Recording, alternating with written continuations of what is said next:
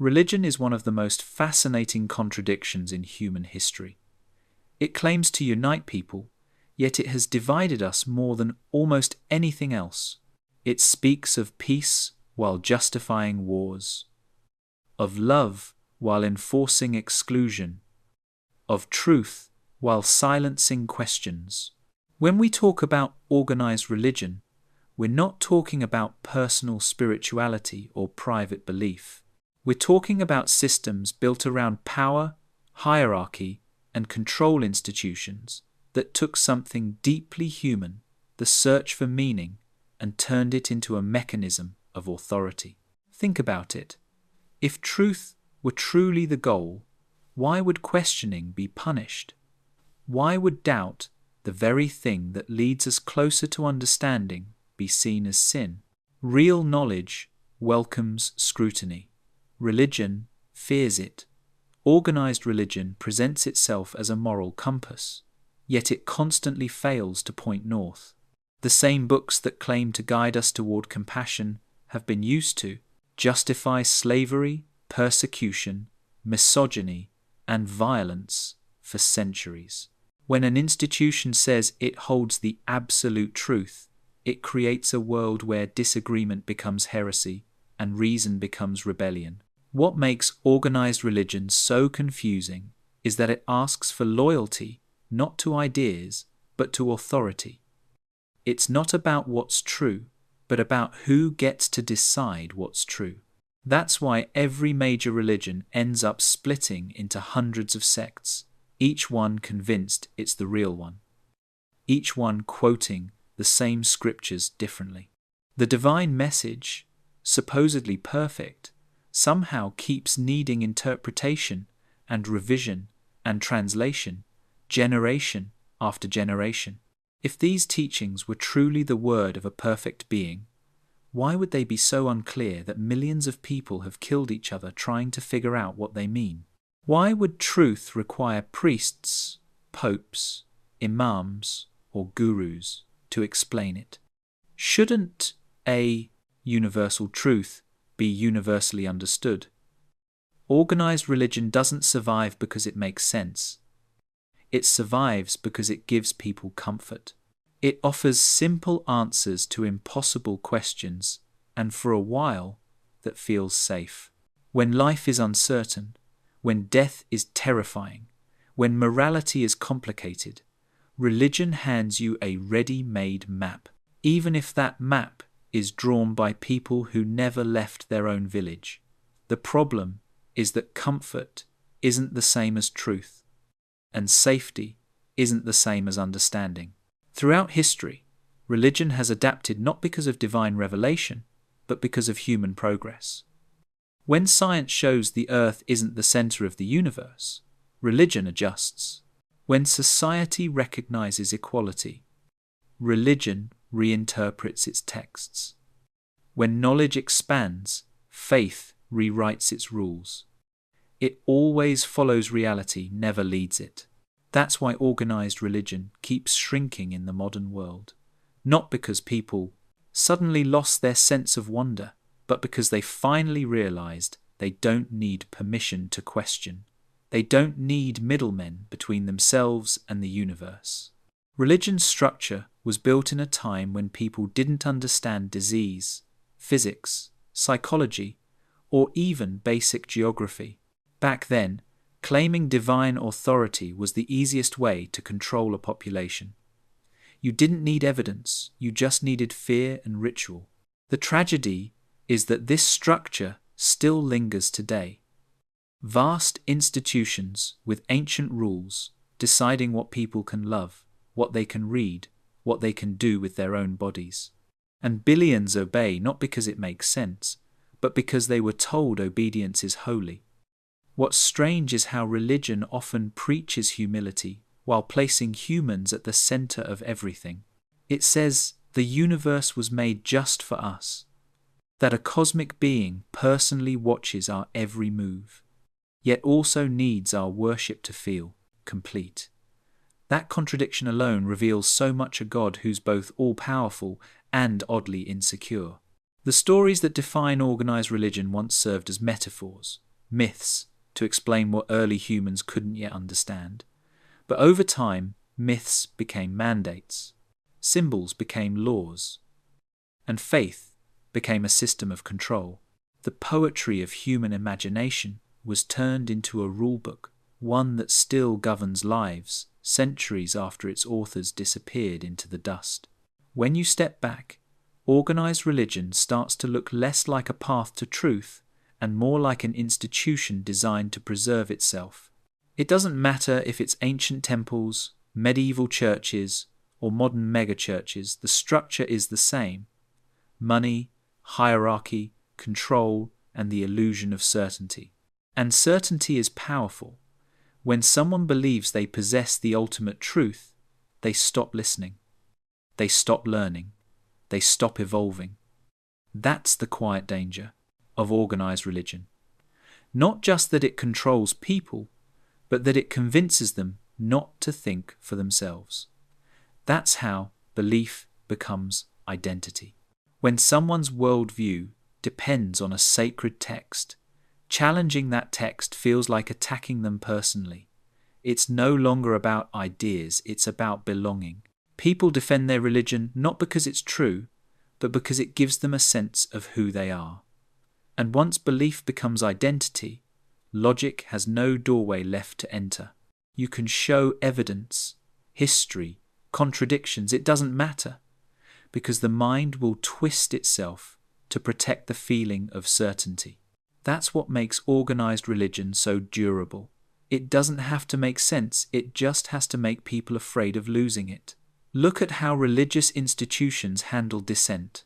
Doubt is labeled as weakness, curiosity as rebellion, and independent thinking as danger. But if an idea can't survive questions, it was never strong to begin with. The irony is that religion preaches the virtue of truth while depending on people not to ask too many questions about it. Because if they did, the foundations would start to crack. The stories of talking snakes, global floods, divine punishments once treated as literal truth now demand endless reinterpretation. Every new discovery pushes these myths further into metaphor, and yet the institution insists it's timeless. There's nothing timeless about being constantly rewritten to stay relevant. In ancient times, people used gods to explain what they didn't understand. Thunder was a god's anger. Disease was a curse. Harvest was divine favor. The pattern made sense when you had no other tools. But now we do. We have science, data, and the ability to test our ideas.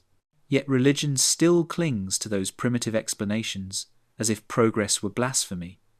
And that's what makes organized religion so absurd. It claims to have all the answers, but it's always playing catch-up with reality. When telescopes showed the universe was vast beyond measure, religion had to shrink its God to fit the new scale. When biology showed life's complexity came from evolution, not design, religion had to retrofit its story to sound compatible. When moral philosophy began to value equality, religion rewrote its interpretations to sound more compassionate. Every major leap forward came despite religion, not because of it, and then religion took credit afterward. It's like a student who copies someone else's work and still insists they knew it all along. Even morality, the thing religion often claims to own, doesn't actually come from religion. If it did, morality wouldn't exist outside of belief systems. Yet it does, all the time. We can see empathy and fairness in children before they're taught doctrine, in animals before they're taught anything at all. Morality isn't handed down from a holy book, it's a product of evolution and empathy. And if morality truly depended on religion, then atheists should be less moral. But study after study shows that's not the case. Secular societies tend to have lower crime rates, less corruption, and higher levels of social trust. Not because they abandoned morality, but because they replaced fear-based obedience with empathy-based reasoning. Fear might control behavior, but it doesn't teach goodness. You can scare someone into submission, but you can't scare them into compassion. Organized religion, at its core, runs on fear. Fear of death, fear of punishment, fear of being wrong. It promises eternal reward if you obey, and eternal torment if you don't. That's not moral teaching, that's psychological coercion. The most common defense you'll hear is that religion gives life meaning. But meaning doesn't need mythology. In fact, meaning that depends on illusion is fragile. If you need a story about invisible beings to feel purpose, then that purpose vanishes the moment you question the story. Real meaning doesn't need to be eternal, it just needs to be real. Organized religion also creates a strange paradox. It tells people they're powerless without divine help, yet demands that they be responsible for upholding divine law. It says everything happens according to God's plan, yet blames humans for not preventing evil. It insists morality comes from God, yet punishes people for following what they believe is His will. The entire system thrives on contradiction, and instead of resolving them, it sanctifies them. If you look at the structure of religious power, you see the same mechanisms you'd find in any empire: centralized control, economic dependence, emotional manipulation. The key difference is that religion hides all of that under the banner of faith. It's not tyranny, it's devotion. It's not obedience, it's virtue. It's not exploitation, it's sacrifice. And people accept it because they're told their suffering has meaning.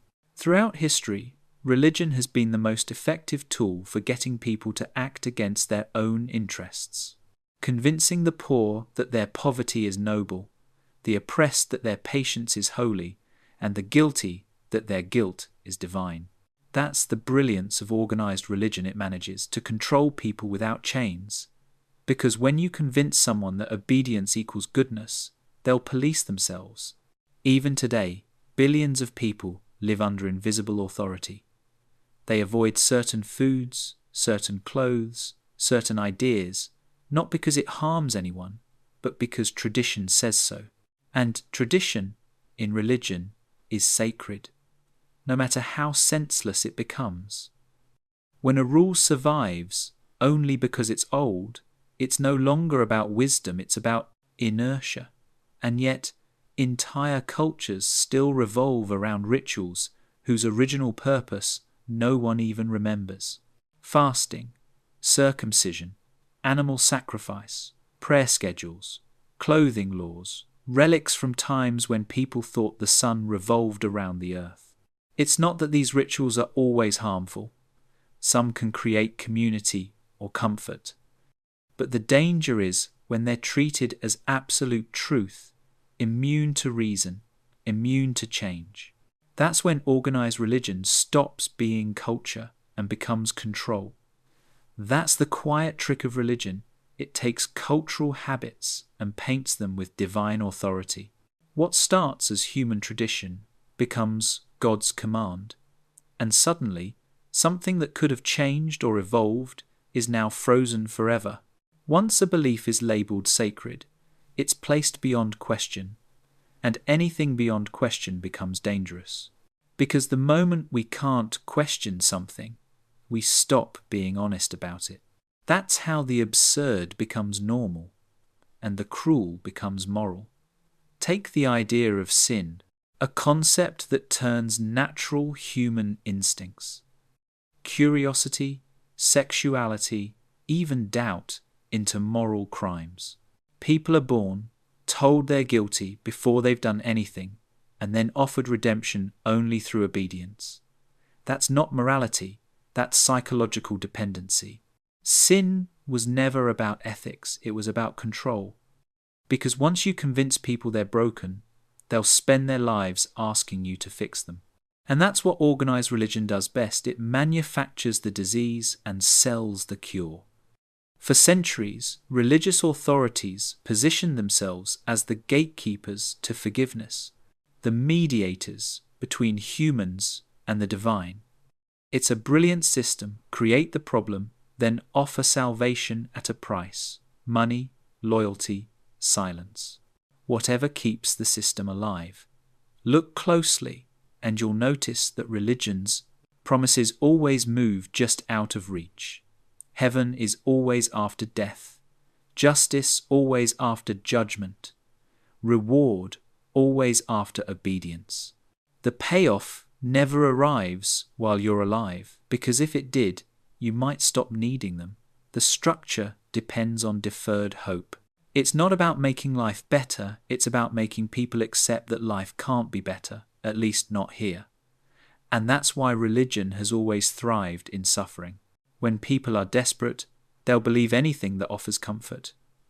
When they're powerless, they'll submit to anyone who promises salvation.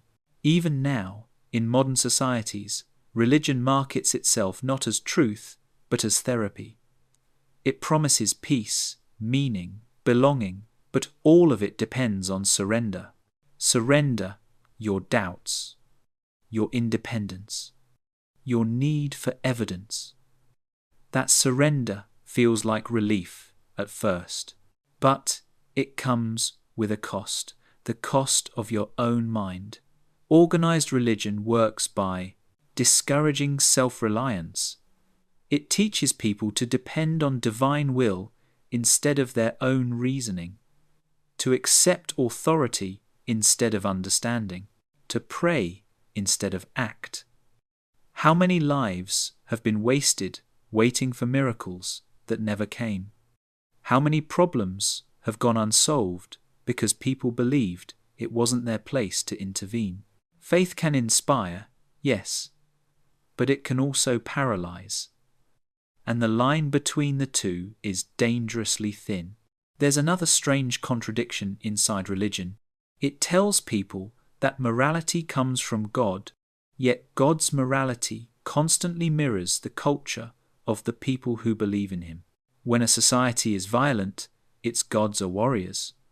When it's patriarchal, its gods are male and authoritarian. When it's peaceful, its gods become gentle and forgiving. The gods don't shape societies, societies shape their gods. That's why every culture in history has claimed divine approval for its own values. Religion isn't the source of morality, it's a reflection of it. And when you realize that, the illusion starts to crumble. Because if divine morality changes depending on geography and century, it's not divine at all. It's human, painfully human. The same book that once justified genocide and slavery is now quoted in sermons about kindness and equality. Not because the text changed, but because society did. We grew, and religion followed, reluctantly, pretending it was leading all along. But morality doesn't need eternal threats to exist.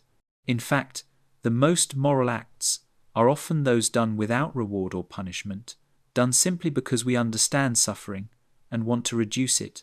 When religion ties morality to obedience, it replaces empathy with rules. Instead of teaching people to think, it teaches them to follow. That's how you get moral absurdities, people doing harm because they believe they're doing good, burning heretics, to save their souls, rejecting medical care to trust God, excluding others in the name of love. No other system could make such contradictions feel righteous. Religion turns normal human decency into divine credit, as if kindness only counts when it's attached to belief. And yet, goodness existed long before religion and continues long after it fades. It's not faith that makes us care for one another, it's understanding. It's the shared awareness that we're all temporary, fragile, and capable of suffering, and that this short life is all we have to make it better. But organized religion can't allow that truth to stand alone, because if people realized meaning can come from themselves, from love, reason, and connection, they'd stop needing an institution to hand it to them. And when that happens, the entire hierarchy collapses. That's why organized religion fights so hard to preserve belief, not for your soul, but for to its own survival. It can't exist without followers, and followers can't exist without fear. So it keeps people afraid of hell, of doubt, of freedom. It tells them that leaving faith means losing everything: purpose, morality, belonging, when in reality, those things only become genuine once they're chosen freely. Leaving organized religion doesn't take meaning away. It removes the illusion that you needed permission to find it. When you look at religion through that lens, as a system that sustains itself through fear, guilt, and dependence, its absurdity becomes impossible to ignore. Because no truly divine truth should need constant defense. It shouldn't require rituals, threats, or censorship to survive. If something is true, it stands on its own. But religion doesn't stand. It's propped up by tradition, by institutions, by billions of dollars in tax exemptions, by endless repetition of phrases that sound profound but mean nothing. You hear them everywhere. God works in mysterious ways. Everything happens for a reason. It's part of His plan. All phrases designed not to explain reality, but to avoid explaining it. They turn confusion into faith and ignorance into virtue. It's the ultimate conversation stopper, a way to end curiosity instead of feeding it. Organized religion depends on that silence, because silence protects the structure. Every time someone stops asking why, the system gains another day of power. But curiosity is relentless.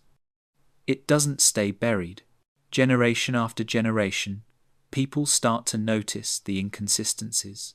They see the same leaders preaching love while hoarding wealth, the same scriptures condemning pride while glorifying their own truth, the same holy wars fought by both sides, each praying to the same God. At some point, the contradictions become too loud to ignore, and yet religion still finds ways to reinvent itself. When literal belief becomes untenable, it shifts into metaphor. When dogma collapses, it rebrands as spirituality. When its credibility fades, it hides behind community and culture.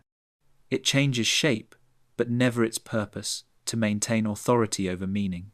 That's why it's so difficult to let go of. Not because it's true, but because it's woven into identity, family, language, childhood, memories. To question religion often feels like questioning your own story. But that's the step every mind eventually faces: the courage to separate inherited belief from honest understanding. Because no one is born religious, we're taught what to believe before we learn how to think.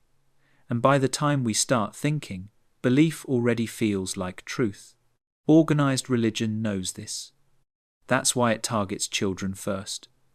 Sunday schools, memorized prayers, fear of punishment, all before they're old enough to ask what any of it means. If religion truly trusted its truth, it would wait. It would let people grow up, learn, and decide freely. But it doesn't. It indoctrinates early because that's when minds are open and defenseless. It's not teaching, it's conditioning. And that conditioning stays for life. Even when people stop believing, the reflexes remain: guilt for thinking differently, fear of speaking honestly, the lingering feeling that doubt itself is wrong. That's the hidden cost of organized religion. It colonizes not just your time or money, but your inner world. You start censoring your own thoughts before anyone else needs to. That's not faith, that's mental control. And yet, the system disguises this as virtue. Blind belief becomes trust. Obedience becomes humility. Ignorance becomes purity.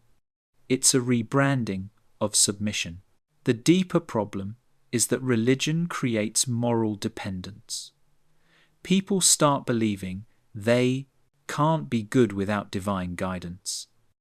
But the truth is, morality built on fear isn't morality at all. If the only thing keeping someone from harming others is the threat of punishment after death, that's not goodness, it's self-preservation. True morality is when you choose to act with compassion even when no one's watching. Religion insists that without God, everything would collapse into chaos. But we already know that's false. The most peaceful, functional societies in the world today are often the least religious. Because when morality is based on empathy, not commandments, people cooperate out of understanding, not fear. Fear is easy, understanding takes effort, and organized religion always chooses easy, because easy maintains control. That's also why religion rarely encourages critical thinking. Critical thought isn't blasphemy, it's independence. And independence is the one thing every authority fears. The most dangerous idea to any institution built on control is the idea that people can think for themselves. And that's why religion attacks curiosity so early and so relentlessly. The moment you ask, what if it's not true? The spell breaks. Yet ironically, those who ask are the ones religion owes everything to. Every reformation, every moral progress within faith, every moment of change came from someone who dared to question. The heretics, the skeptics, the reformers, the very people religion tried to silence, were the ones who pushed humanity forward. But the institution never thanks them. It only rewrites their stories after they're gone. Throughout history, religion has had to be dragged toward compassion, toward reason, toward equality. It never led, it followed, resisting every step. And when it finally gave in, it declared victory, as if morality were its invention all along. That's the strange illusion religion keeps alive, that we owe our progress to faith, when in reality, progress happened when faith got out of the way. The more we learn, the smaller the gaps for God become. And so, religion retreats into abstraction.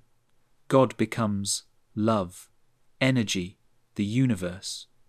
Vague enough to sound profound, but specific enough to stay safe from scrutiny. It's like a shadow always there, but always shifting just out of reach. And maybe that's the only way it can survive, by never standing still long enough to be examined.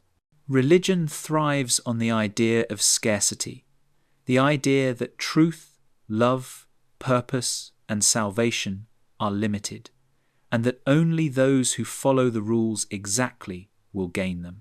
It creates a system where people compete not for material wealth or achievement, but for moral approval and divine favor.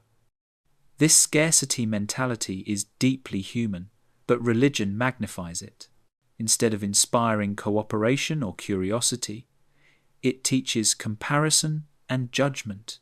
It turns belief into a competition. Who prays the most? Who tithes the most? Who follows the rituals perfectly?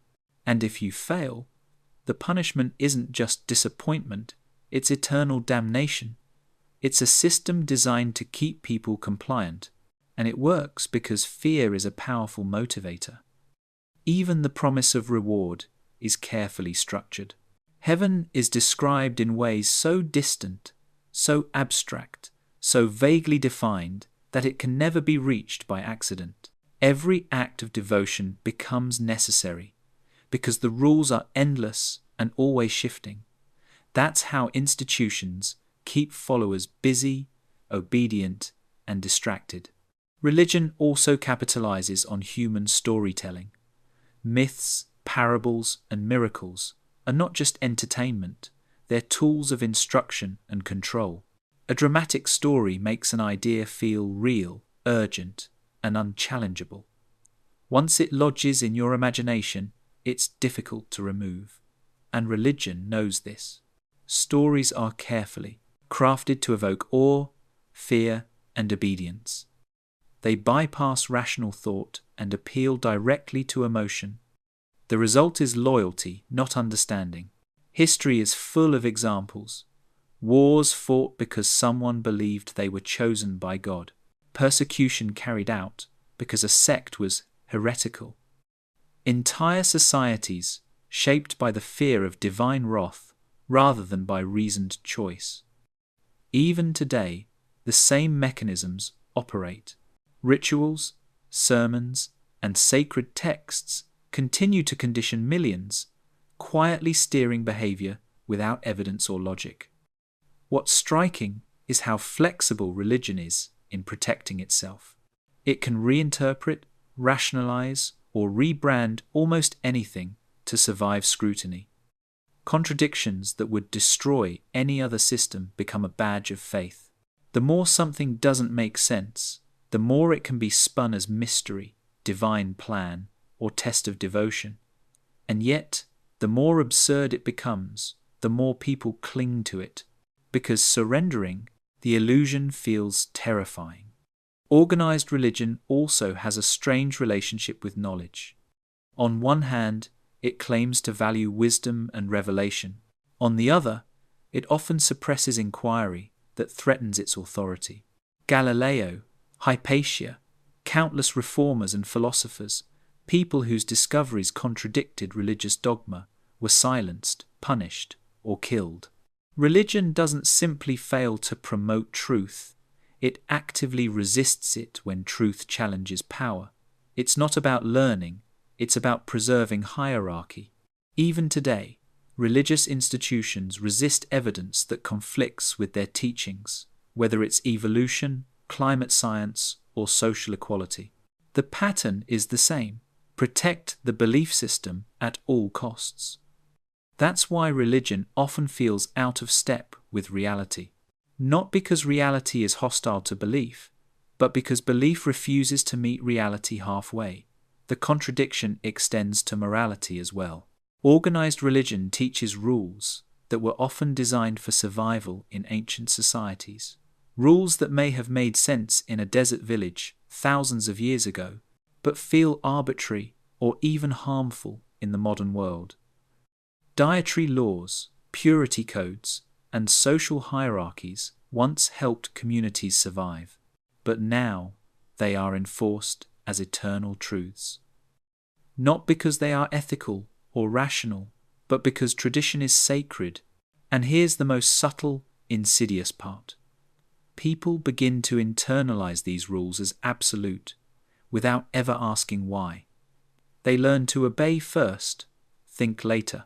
They measure themselves by impossible standards and feel guilt, shame, or fear when they inevitably fail.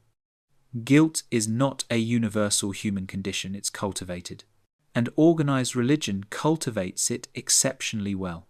By teaching that humans are inherently flawed, that we cannot trust our instincts or reason, religion makes its followers dependent on authority. The individual mind is trained to defer to the institution rather than explore independently. It's a remarkable system when you step back and look at it objectively. A psychological framework that converts curiosity into obedience, uncertainty into fear, and imagination into ritual. And because it operates subtly, it often goes unnoticed by those inside it. The absurd becomes normal simply through repetition. People stop questioning because everyone else obeys, because everyone else believes. It's a social mechanism as much as a spiritual one. The community enforces conformity quietly, invisibly, and powerfully. And yet, despite all this, religion still claims to be the source of moral guidance, as if obedience equals virtue, as if fear equals wisdom. But morality built on obedience is fragile. It doesn't survive without oversight. Remove the institution, and much of that virtue disappears, because it was never real. It was performance. What is real? What persists, even when belief fades, is empathy, reason, and the human capacity for understanding. Religion doesn't create these qualities. It co-opts them. It frames natural human instincts as evidence of its own authority. Love becomes proof of God. kindness becomes service to the divine, curiosity becomes sin. And that's why the system endures, despite being fundamentally nonsensical. It doesn't need to be rational, just persuasive. It doesn't need truth, just control. Organized religion also thrives on ambiguity. The more vague a teaching, the easier it is to adapt and survive. Phrases like, "the ways of God are mysterious," or "trust in divine providence," are perfect examples. They sound profound, but they require no evidence, no proof, no accountability. Ambiguity is the lifeblood of control. It allows followers to interpret teachings in ways that justify whatever the institution needs at the moment. It protects authority while keeping people compliant. It also allows religion to claim omniscience without ever demonstrating it. When a prophecy fails, it's reinterpreted. When a moral code seems outdated, it's reframed. When science contradicts scripture, the scripture is symbolic or spiritual. The rules bend, but the authority remains.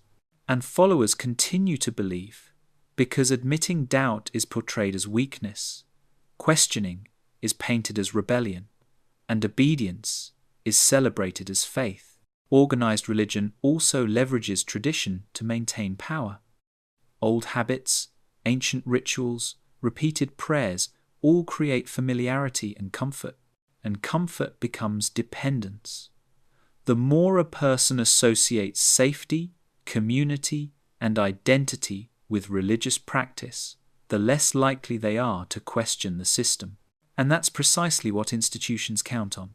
Fear alone is powerful, but fear reinforced with social belonging is unstoppable. Even today, people who leave religion often experience isolation, ridicule, or shame. They've been trained to see separation not as freedom, but as moral failure. That's how absurd beliefs persist, because abandoning them comes at a social and emotional cost that feels unbearable. Religion is also a master of storytelling as propaganda. Miracles, parables, legends, they aren't just lessons, they are emotional hooks. They bypass critical thinking and embed themselves in memory. They make the impossible feel real, and the rules feel absolute. And when you add ritual, repetition, and community reinforcement, the effect is magnified exponentially. Millions of people living under the same framework, repeating the same words, performing the same acts, all reinforcing the same narratives. That's power through consensus.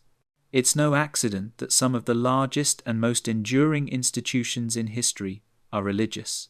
They perfected methods of social engineering long before modern psychology even existed. They understood fear, hope, guilt, and reward better than anyone else.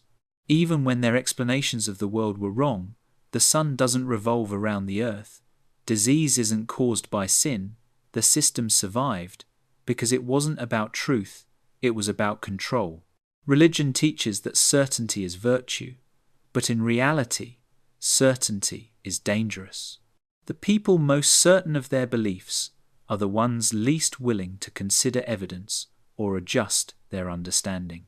And when certainty is enforced institutionally, it can justify acts of cruelty in the name of righteousness. History is full of examples: crusades, inquisitions, witch hunts, and countless wars justified by holy edicts, all driven by people convinced they held absolute truth, all defended as moral necessity. And yet, outside the framework of religion, these same people might act quite differently. Morality doesn't require gods, commandments, or fear. People can choose to cooperate, help others, and act ethically without ever needing divine sanction. Religion's insistence that morality comes only from divine authority is not only false, it's harmful. It discourages independent thinking, moral reasoning, and personal accountability. It replaces understanding with ritual, reflection with repetition.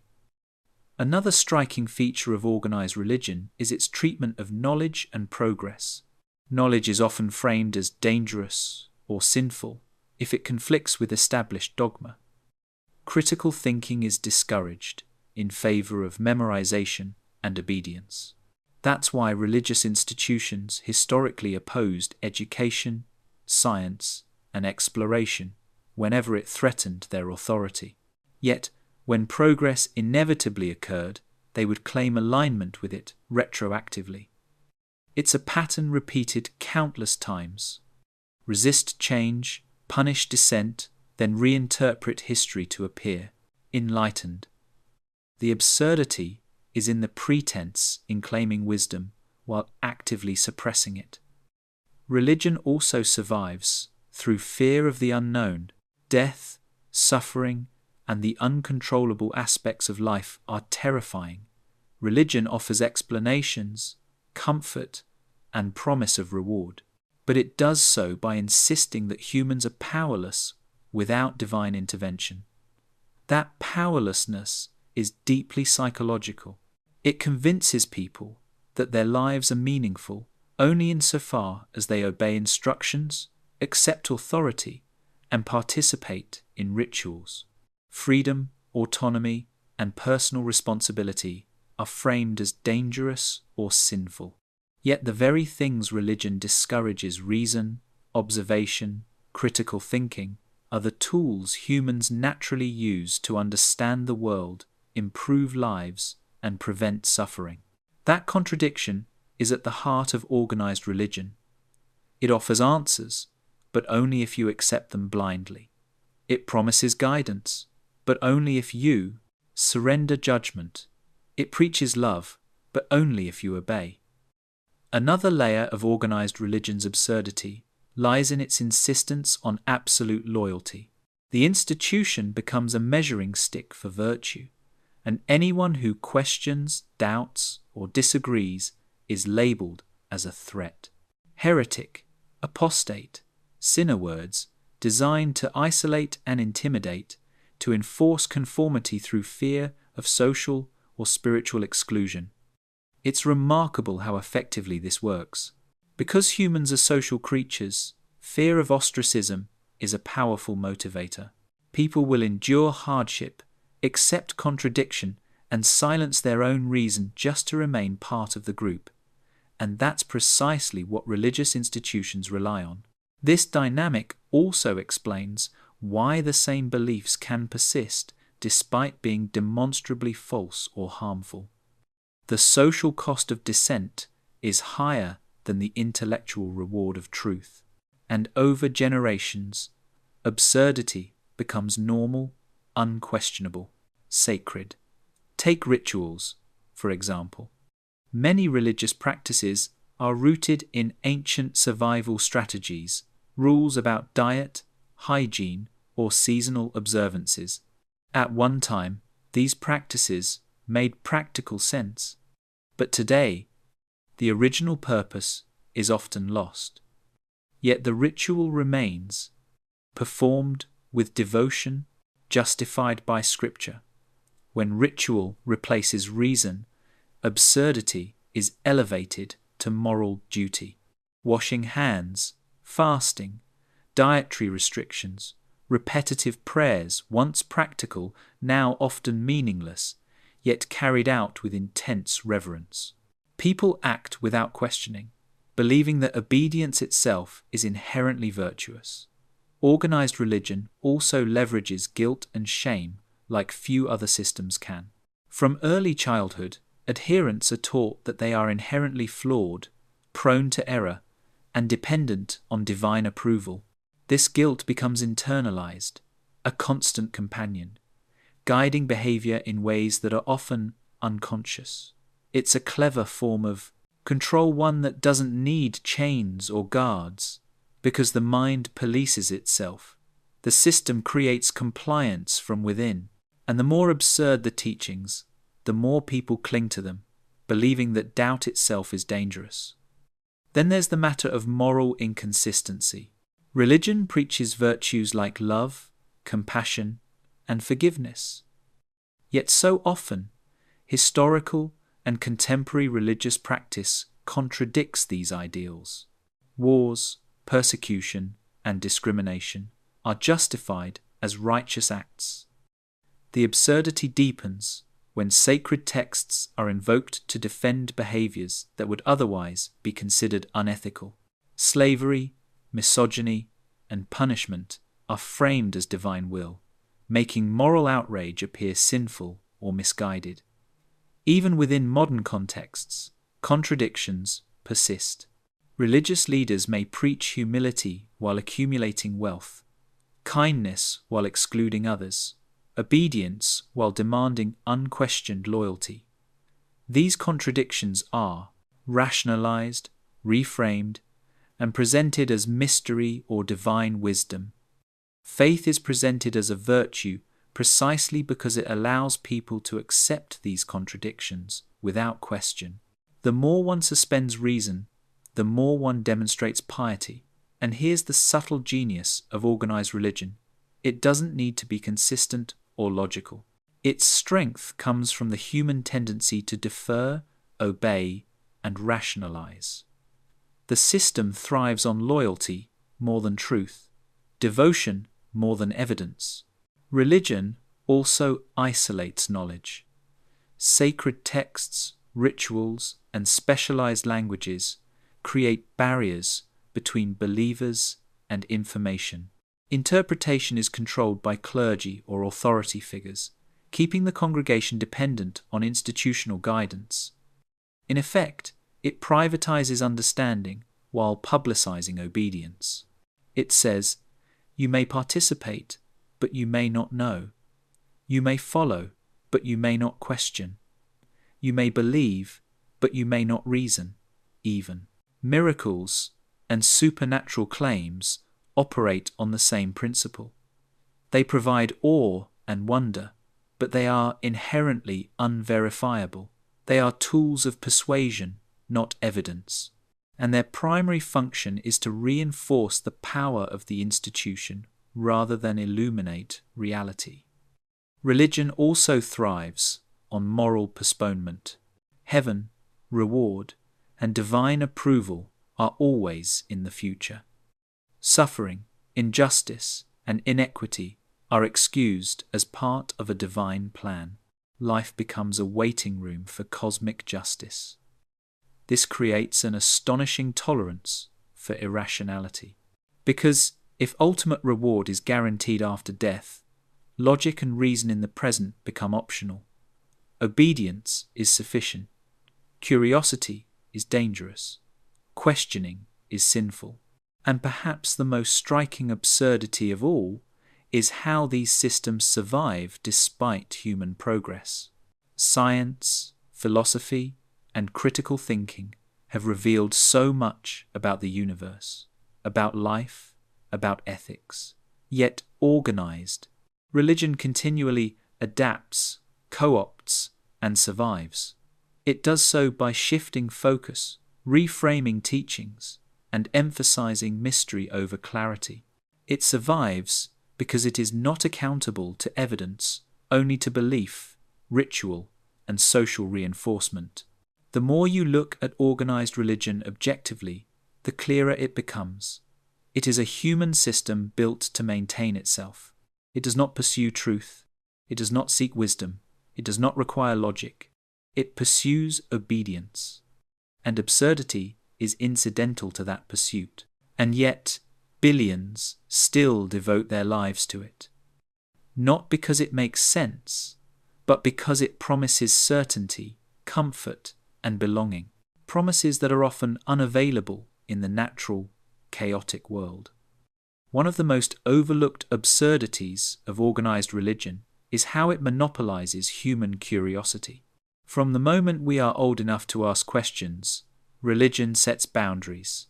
It teaches that some questions are dangerous, some answers are forbidden, and some truths are reserved for the initiated. Curiosity becomes controlled, redirected, or punished. The natural drive to understand the world is replaced with rote memorization and ritual observance.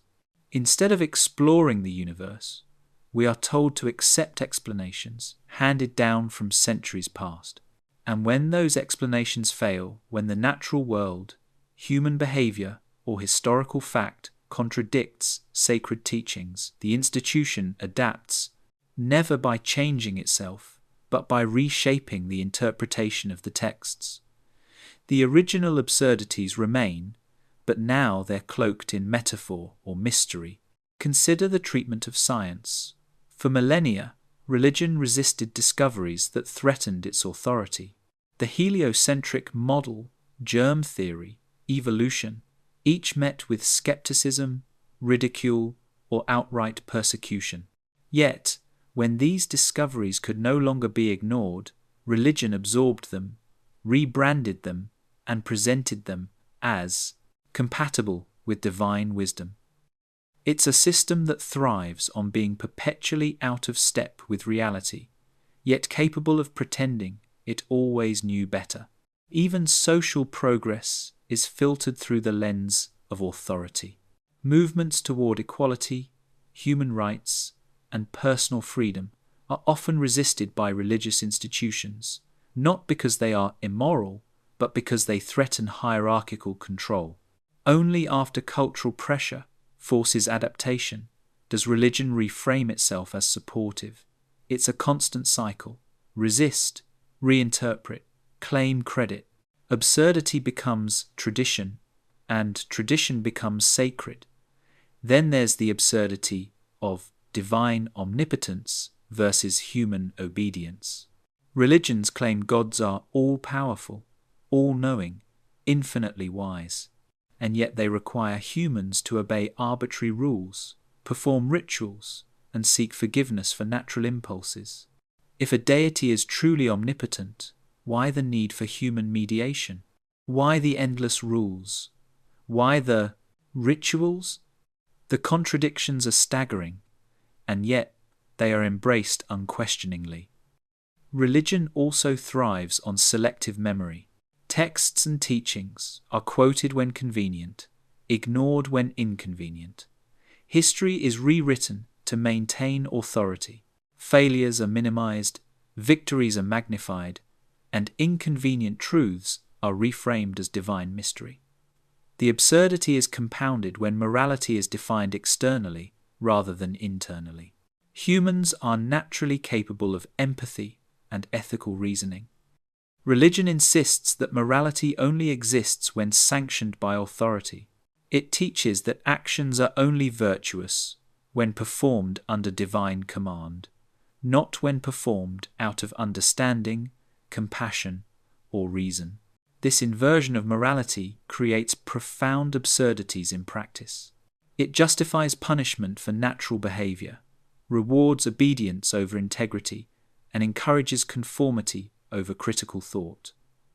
Religious texts often reflect the values and limitations of the societies that produce them, yet they are treated as eternal, universal truth. Slavery, patriarchy, and conquest were once normative, now they are sometimes justified as divinely ordained.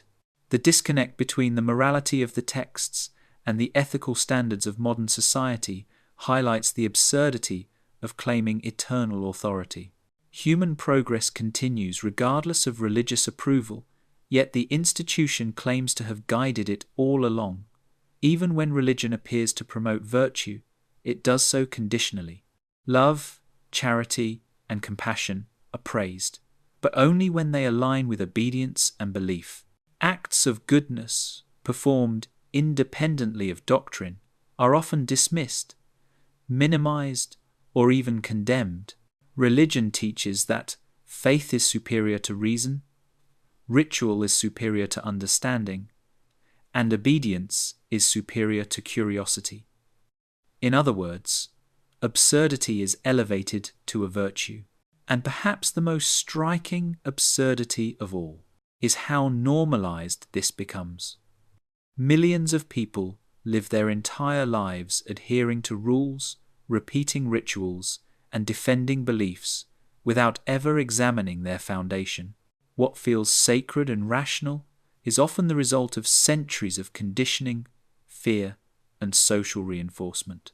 The more deeply a system embeds itself in culture, tradition, and identity, the less likely anyone is to recognize the absurdity. The absurd becomes invisible, unquestionable, undeniable, yet the cracks are always there. For those willing to look, the contradictions are impossible to ignore. Stories that claim to explain the universe fail under scrutiny. Rituals that promise virtue are arbitrary. Punishments for natural behavior are cruel. Promises of salvation are conditional, elusive, and unverifiable. Organized religion survives not because it is true, but because it appeals to the human need for certainty, comfort, and belonging. It thrives on fear, repetition, and social pressure. And it disguises control as virtue, obedience as faith, and tradition as wisdom. In the end, the absurdity is built into the very structure of the system. It does not need to make sense, it only needs to endure. And it has endured for millennia. Another layer of absurdity in organized religion is the way it handles doubt and dissent. Questioning is framed as weakness, rebellion, or sin. Doubt is not treated as a natural part of human reasoning, but as moral failure. This creates a system where people are afraid to think critically, to explore ideas, or to admit uncertainty. And that fear is reinforced socially. Family, community, and authority all enforce conformity. Step outside, and you risk isolation, shame, or judgment. Yet the universe itself is full of uncertainty. Life is unpredictable, morality is complex, and knowledge is always evolving. A system that punishes questioning is fundamentally at odds with reality. Religion also manipulates time to maintain control. Obedience is often framed in terms of eternal consequences. Rewards and punishments are postponed until after death, making the present irrelevant. The result is that people are conditioned to sacrifice, submit, and endure hardship without question. The absurdity of deferred morality is clear. Obedience is valued over understanding, ritual over empathy, faith over reason. People are taught that what matters is not how they live their lives now, but how well they follow instructions for an afterlife that cannot be verified. This temporal manipulation also discourages personal responsibility. If everything is part of a divine plan, if suffering is ordained, if ultimate justice is guaranteed after death, then human action can feel secondary.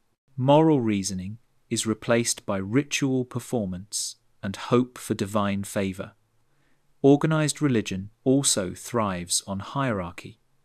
Power is centralized in priests, clergy, and religious authorities. Knowledge, interpretation, and permission are controlled.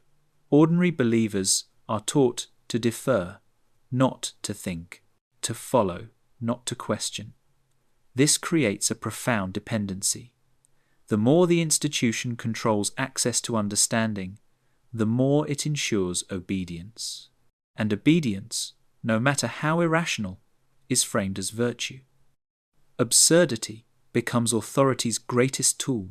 Rituals, rules, and traditions that no longer serve practical purposes are sanctified simply because they preserve the system. The more illogical or outdated, the more they reinforce obedience. Even morality is weaponized. Fear of punishment, guilt for doubt, and shame for independent thought are all used to enforce compliance. People learn to internalize these controls, policing themselves without external enforcement. Religion also normalizes contradictions. Goodness is measured by obedience, yet followers are punished for natural impulses. The world is framed as the creation of an all-powerful, all-knowing deity, yet humans are instructed to fear, appease, and serve endlessly. The divine is supposedly perfect, yet humans are required to interpret, mediate, and enforce divine will, and followers accept it, not because it is rational, but because it feels sacred, familiar, and socially necessary. Absurdity becomes invisible when it is reinforced by tradition, authority, and community. Consider the way miracles are treated. Impossible events are celebrated as proof of divine power, while natural explanations are ignored or denied. People witness events that could be explained by psychology, coincidence, or natural law, and they interpret them as evidence of the supernatural. The mind is wired to seek patterns, and religion exploits this instinct. Even ethics are filtered through absurd lenses. Ancient texts dictate rules that were meaningful in historical contexts but are now arbitrary, outdated, or harmful. And yet, believers treat them as eternal, unquestionable law. Religion also thrives on selective interpretation. Every text contains passages that can justify conflicting actions or beliefs. The same scripture can be cited to support compassion or cruelty, tolerance or persecution.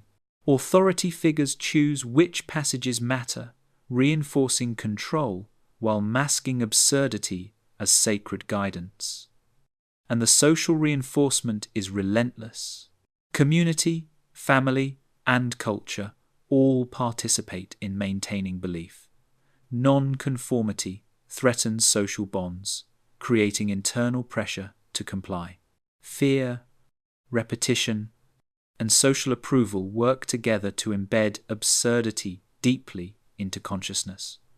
Even in modern times, religious institutions manipulate these mechanisms. Fear of damnation, hope of reward, social pressure, ritual, and selective teaching all continue to influence billions of lives.